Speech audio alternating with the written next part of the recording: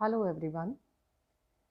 कल हमने कहानी दो बैलों की कथा जो मुंशी प्रेमचंद जी के द्वारा लिखी गई है, एक आदर्श कहानी है, का सारांश तथा मुंशी प्रेमचंद जी का जीवन परिचय पढ़ा था।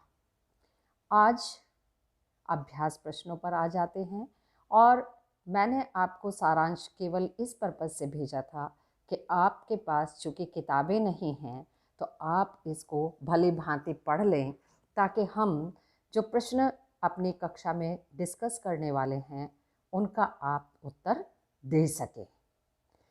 तो छात्रों, पहला प्रश्न है, कांजी हाउस में कैद पशुओं की हाजिरी क्यों ली जाती होगी? कांजी हाउस में कैद पशुओं की हाजिरी इसलिए ली जाती होगी, इससे पशुओं की संख्या की सही जानकारी हो जाती है और ये भी पता चल जाता है कि कोई जानवर कैद से भाग तो नहीं गया या किसी की मृत्यु तो नहीं हो गई। इन सब बातों का कोई कम तो नहीं है, ये सब तुरंत पता लगाया जा सकता है। दूसरा प्रश्न है, छोटी बच्ची को बैलों के प्रति प्रेम क्यों उमड़ आया? लड़की की माँ मर चुकी थी, सौतेली माँ उसके साथ दुर्व्यवहार करती थी और चूंकि इन बैलों के साथ भी इस घर में आत्मीयता का व्यवहार नहीं हो रहा था, परायों जैसा व्यवहार हो रहा था, इसीलिए उस बच्ची को इन बैलों के प्रति प्रेम उमड़ आया। उसे इनका कष्ट अपने जैसा महसूस हो रहा था। नेक्स्ट क्वेश्चन है, कहानी में बैलों के माध्यम से कौन कौन से नीति विषयक मूल्य उभर कर आए हैं? पहला है, दो बैलों की कथा के माध्यम से लेखक ने पशुओं तथा मनुष्यों के बीच भावनात्मक संबंधों का वर्णन किया है। दूसरा आता है, इस कहानी में स्वतंत्रता के मूल्यों की बात कही गई है। स्वतंत्र रहना किसी भी प्राणी का जन्मसिद्ध अधिकार है, फिर चाहे वो मनुष्य हो या पशु। स्वतंत्रता कभी सहजता से नहीं मिलती, इसके लिए सदैव ही हम सभी को या किसी को भी संघर्ष करना पड़ता है और इसका जीता जागता उदाहरण हमारे देश की गुलामी का हम सबके सामने है कि हमारे महापुरुषों ने कितना प्रयास किया है। और तीसरा है, इस कहानी में बार बार बैलों के माध्यम से प्रेमचंद जी ने यह नीति विषयक मूल्य हमारे सामने रखा है कि उस समय के समाज में नारी का स्थान सर्वोपरि नहीं होता था, जबकि होना चाहिए, और नारी का सम्मान हमें सदैव ही करना चाहिए। नेक्स्ट क्वेश्चन आता है, प्रस्तुत कहानी में प्रेमचंद ने गधे की किन स्वभावगत विशेषताओं के आधार पर उसके प्रति रूढ़ अर्थ मूर्ख का प्रयोग न करके किस नए अर्थ की ओर संकेत किया है? जनरली हम मूर्ख के लिए गधे शब्द का प्रयोग करते हैं, परंतु यहाँ लेखक के अनुसार गधे में सदाचार तथा साधु संतों के गुण विद्यमान होते हैं, क्योंकि जानवर हो या मनुष्य, क्रोध सभी को आता है, अन्याय के प्रति आक्रोश सभी के मन में उमड़ता है, परंतु एकमात्र गधा ही ऐसा प्राणी देखा गया है कि जो सब अत्याचार चुपचाप बर्दाश्त कर लेता है और कभी उसे बहुत अधिक खुश होते हुए नहीं देखा गया, कभी उसके चेहरे पर ऐसी मुस्कान नहीं देखी गई, एक स्थायी विषाद हमेशा ही विद्यमान रहता है।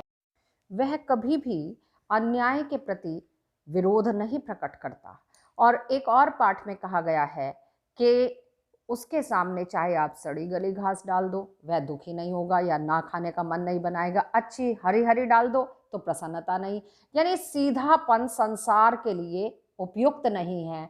इस माध्यम से लेखक ने यही कहना चाहा है। नेक्स्ट क्वेश्चन आता है, किन घटनाओं से पता चलता है कि हीरा और मोती में गहरी दोस्ती थी? हीरा और मोती में निम्नलिखित बातों से पता चलता है कि बहुत गहरी दोस्ती थी। दोनों एक दूसरे को चाट कर सूंघ कर अपना प्रेम प्रकट करते थे। जब ये दोनों बैल हल या गाड़ी में जोत दिए जाते थे तो दोनों ज़्यादा से ज़्यादा, मतलब एक दूसरे से ज़्यादा बोझ अपने कंधे पर लेने का कार्य करते थे। ऐसा लगता था कि अपने मित्र को हम आराम दें।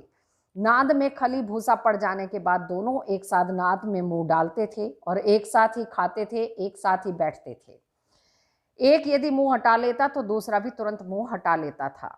जब कुछ लोगों ने खेत से पकड़कर उन दोनों को कांजी होश ले जाने के लिए घेर लिया, तब हीरा जबकि खेत से निकल चुका था, लेकिन फिर भी जब उसने देखा कि मोती पकड़ा गया है, बंधक बन गया है, तो वह वापस बंधक बनने के लिए लौट आया।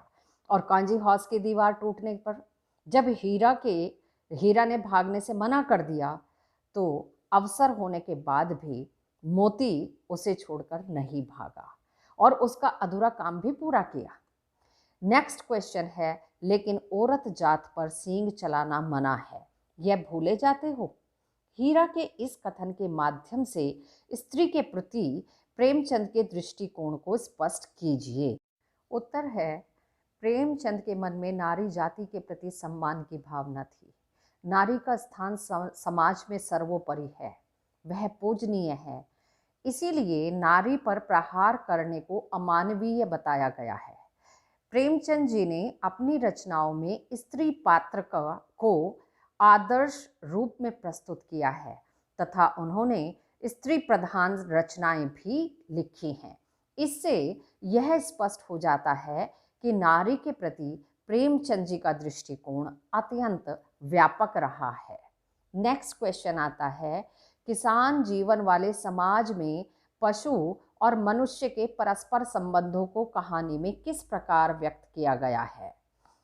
किसान जीवन में पशुओं और मनुष्यों के आपसी संबंध बहुत गहरे तथा प्रगाढ़ आत्मीय होते हैं, क्योंकि भारत जो है, आज भी भारत में 70% किसान हैं, खेती करते हैं और बैल उसका एक मुख्य अंग रहता है। किसान पशुओं को घर के सदस्य की भांति प्रेम करते हैं और पशु अपने स्वामी के लिए जी जान देने को तैयार रहते हैं। झूरी हीरा और मोती को अपने बच्चों की तरह स्नेह करता था, तभी तो उसने उनके सुंदर सुंदर नाम रख रखे थे, हीरा और मोती। वह उन्हें अपनी आंखों से दूर बिल्कुल नहीं करना चाहता था।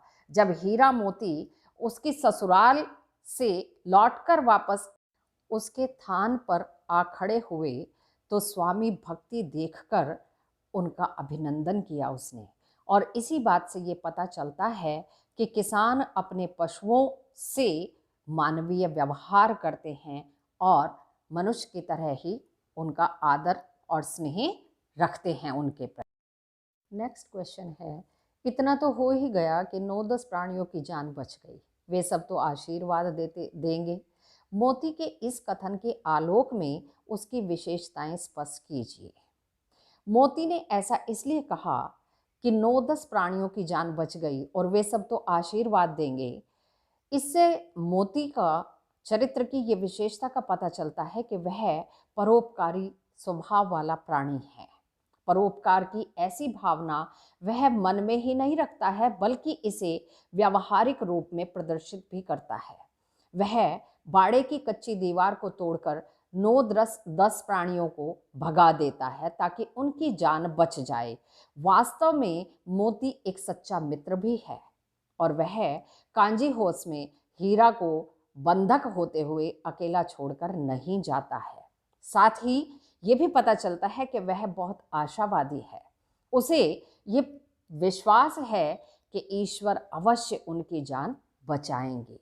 नेक्स्ट क्वेश्चन आता है, आशय स्पष्ट कीजिए। अवश्य ही उनमें कोई ऐसी गुप्त शक्ति थी जिससे जीवों में श्रेष्ठता का दावा करने वाला मनुष्य वंचित है। और दूसरा है, उस एक रोटी से उनकी भूख तो क्या शांत होती, पर दोनों के हृदय को मानो भोजन मिल गया हो। पहले का उत्तर देखते हैं। हीरा और मोती बिना कोई वचन कहे एक दूसरे के मन की बात समझ जाते थे। प्राय वे एक दूसरे से स्नेह की बातें, एक दूसरे के विषय में बात जो सोचते थे वो स्नेह की बातें सोचते थे। यद्यपि मनुष्य स्वयं को सभी प्राणियों से श्रेष्ठ मानता है, किंतु उसमें भी यह शक्ति नहीं होती। और दूसरा है, हीरा और मोती गया के घर में बंधक थे। गया ने उनके साथ अपमानपूर्ण व्यवहार किया था, इसलिए वे क्षुब्ध थे, नाराज थे। परंतु तभी एक नन्ही लड़की ने आकर उन्हें एक रोटी ला दी। उस रोटी से उनका पेट तो नहीं भर सकता था, परंतु उसे खाकर उनका हृदय तृप्त हो गया, आत्मा तृप्त हो गई। उन्होंने बालिका के प्रेम को अनुभव कर लिया और वे प्रसन्न हो उठे। नेक्स्ट क्वेश्चन है, गया ने हीरा मोती को दोनों बार सूखा भूसा खाने के लिए दिया, क्योंकि इसमें एक सही है केवल। गया पराये बैलों पर अधिक खर्च नहीं करना चाहता था, गरीबी के कारण खली और आदि वह खरीद नहीं सकता था, और हीरा मोती के व्यवहार से वह बहुत दुखी था, उसे खली आदि सामग्री की जानकारी नहीं थी। सही उत्तर के सामने सही का निशान लगाना है। तो बच्चों, ये सही, वह हीरा मोती के व्यवहार से अत्यंत दुखी था, ये सही जवाब है। नेक्स्ट आता है रचना और अभिव्यक्ति। क्वेश्चन 11 है, हीरा और मोती ने शोषण के खिलाफ आवाज उठाई, लेकिन उसके लिए प्रताड़ना भी झेलनी पड़ी। हीरा मोती की इस प्रतिक्रिया पर तर्क सहित अपने विचार प्रकट कीजिए।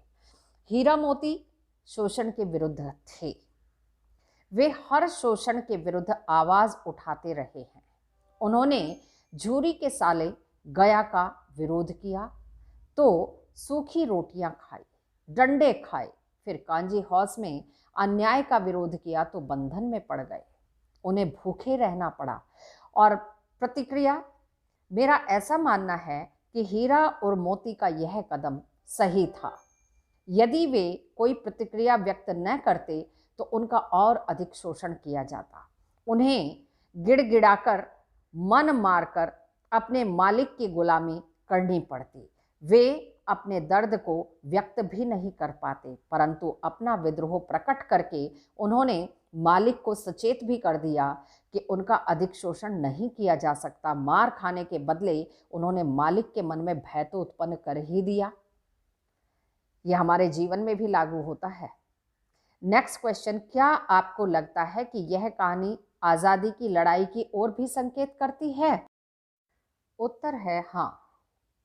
हीरा मोती ने अपनी परतंत्रता से मुक्ति पाने के लिए जिस प्रकार से तरह तरह की कठिनाइयां सहन की और मृत्यु के करीब जाकर भी वे बच निकले और अंततः अपने घर वापस पहुंच ही गए, इससे यही संकेत मिलता है कि हीरा मोती गया के घर से पहली बार रस्सी तोड़ाकर आ जाते हैं, परंतु दोबारा गया के घर जाते हैं और उन्हें अपमानित और प्रताड़ित होना पड़ता है और भूखा भी रहना पड़ता है।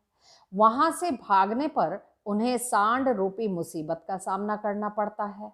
अंत में कांजी हौस में बंद होना और कसाई के हाथों बिकना तथा इसके बाद भी बचकर झूरी के पास वापस आ जाना आदि आज़ादी की लड़ाई की ओर संकेत करते हैं कि जब हम प्रयास करते हैं तो हमें सफलता अवश्य मिलती है, वो आज़ादी की है या फिर किसी और कार्य की है। और यदि हम हिम्मत हार जाते हैं तो फिर कार्य होना असंभव होता है। इसीलिए ये भी कहा गया है कि मन के हारे हार है, मन के जीते जीत। अब ये थोड़ा सा वर्क भाषा अध्ययन आपका प्रैक्टिस वर्क है कि इसमें ग्रामर संबंधी कार्य है, बस इतना ही काफ़ी है। फिर भी मैं जोड़ लगाता हूँ, ही और भी वाक्य में किस बात पर जोर देने का काम कर रहे हैं, ऐसे शब्दों को निपात कहते हैं। कहानी में से ऐसे 5 वाक्य छांटिए जिनमें निपात का प्रयोग किया गया हो। पहले ही निपात के 5 वाक्य देख लेते हैं। दोनों एक साथ उठते, साथ नाद में मुंह डालते और साथ ही बैठते थे। एक ही विजय ने उन्हें संसार की सभ्य जातियों में अग्रगण्य बना दिया था। ज़्यादा से ज़्यादा मेरी ही गर्दन पर रहे, यही उनका आधार था। कभी कभी उसे क्रोध भी आ जाता है, कभी कभी उसे भी क्रोध आ ही जाता है। उसके चेहरे पर असंतोष की छाया भी दिखाई नहीं देती। गधे का एक छोटा भाई और भी है, एक मोह हटाता तो दूसरा भी हटा लेता था। कभी कभी अड़ियल बैल भी देखने में आते हैं।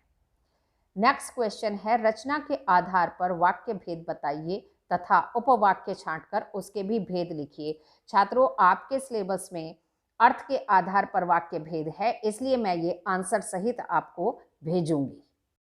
पहला वाक्य है, दीवार का गिरना था कि अधमरे से पड़े सभी जानवर चेतना में आ गए। सहसा एक दढ़ियाल आदमी जिसकी आंखें लाल थी और मुद्रा अत्यंत कठोर, वह आया। नेक्स्ट है, हीरा ने कहा गया के घर से नाहक भागे, यानी बेकार भागे। मैं बेचूंगा तो बिकेंगे। और नेक्स्ट, अगर वह मुझे पकड़ता तो मैं बेमारे न छोड़ता। इन वाक्यों के उत्तर होंगे। पहले का वाक्य भेद है मिश्र वाक्य और इसमें उपवाक्य है, अधमरे से पड़े सभी जानवर चेतना में आ गए या चेत उठे। दूसरा और भेद इसका संज्ञा उपवाक्य है। वाक्य भेद मिश्र वाक्य, उपवाक्य जिसकी आंखें लाल थी और मुद्रा अत्यंत कठोर थी, विशेषण उपवाक्य है।